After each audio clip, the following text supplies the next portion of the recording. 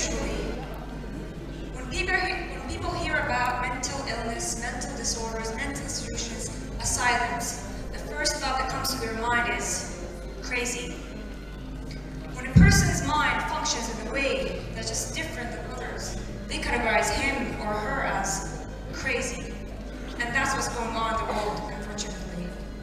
My closest friend was told that she was crazy.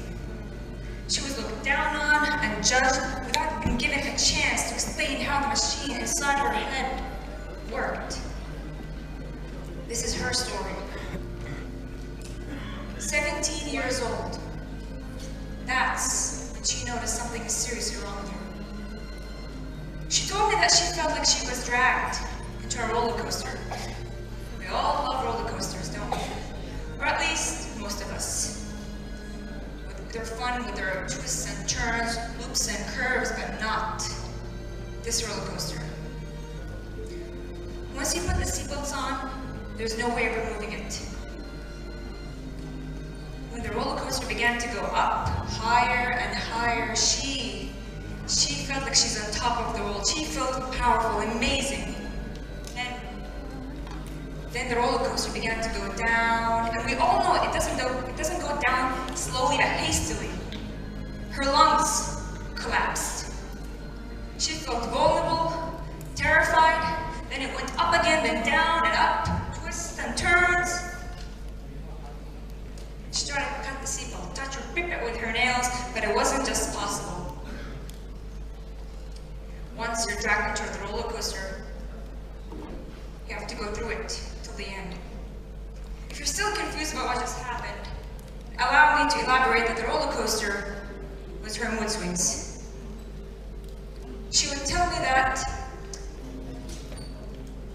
she felt like when she felt depression, her mind would force these thoughts in her head that she couldn't just stop them. She couldn't make them go away or just be happy. Happiness would knock on her door whenever it wanted to come, according to the machine inside her head. But between this happy, sad exchange, there was also anger and frustration. I remember when I used to tease her and she would yell at me. Then after a few days, she would apologize and tell me that she had no control over her behavior, over the machine in her head. She tried to tell her parents that something is seriously wrong with her, but they thought she was just looking for attention, or she's just going through a phase. So she decided to fight whatever was going on with her.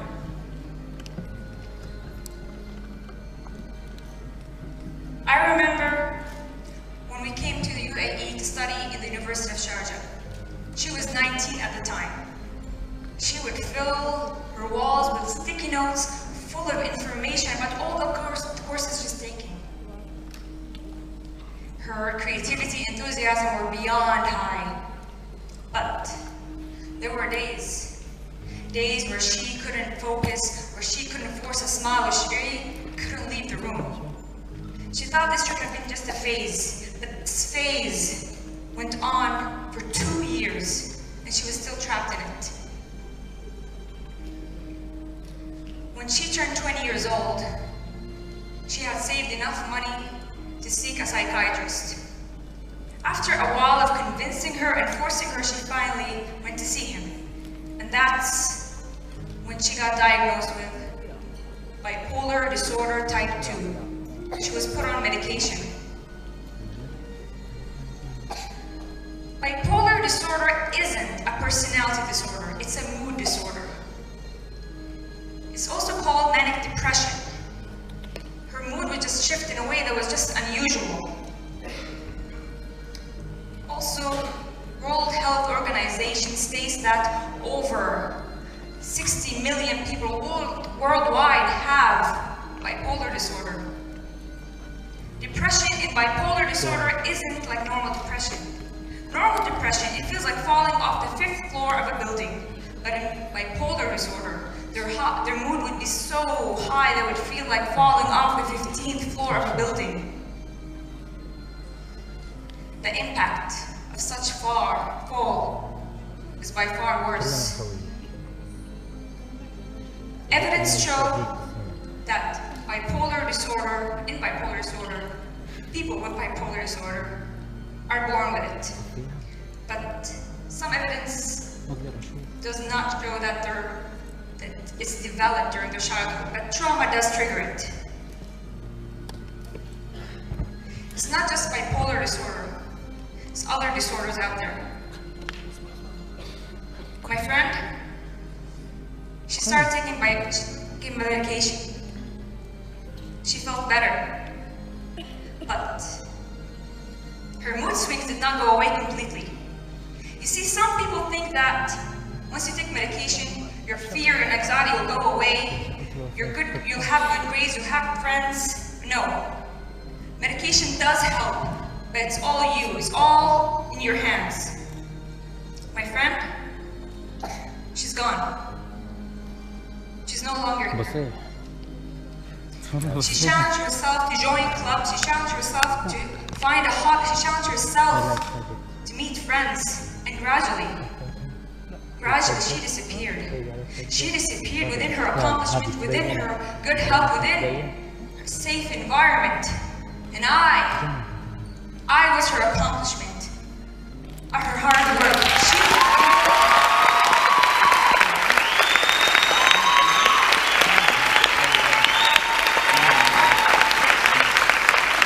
She was really part of me that didn't know how it's like to control your own mind, to trust it. People have no idea how blessed they are to have control over the roller coaster. When I was 17, those seatbelts were the bars that held me in a cage. Because of that friend that fought through, that created this me, this 22-year-old me that can finally control my thoughts, my behavior, my mind that is finally normal. I am blessed today. I am blessed today to be surrounded by friends and family who supported me through everything. I am grateful for all their efforts and patience. But I did encounter people that try to hurt me, try to use my illness against me. But you see, once you accept yourself, all of yourself, no one can use that to hurt you. I am not bipolar. I have bipolar disorder. It's not me.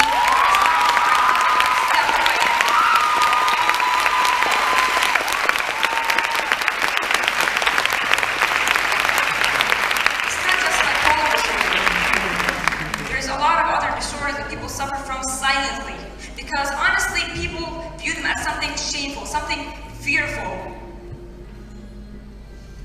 when they're not, because people don't understand them.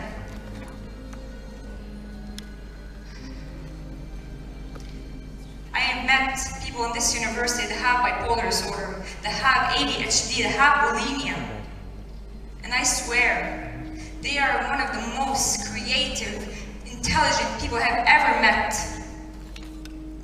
They are viewed as outcasts when they actually shine brighter than most. Vincent van Gogh. Vincent van Gogh is an artist known for his Starry Night, for his paintings, The Starry Night. He completed more than 2,100 paintings. His paintings rank amongst the most expensive paintings, such as his portrait of Dr. Gacht.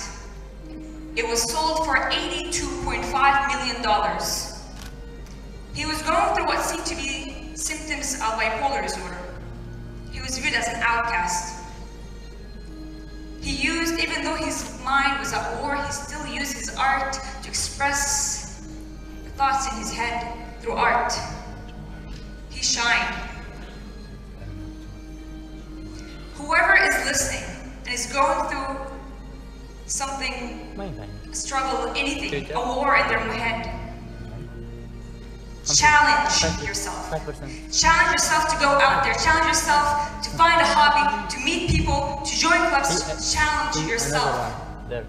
You can't expect depression to go away when you just lay in bed and binge watch movies, shows. No, that's just a distraction. And distractions are temporary.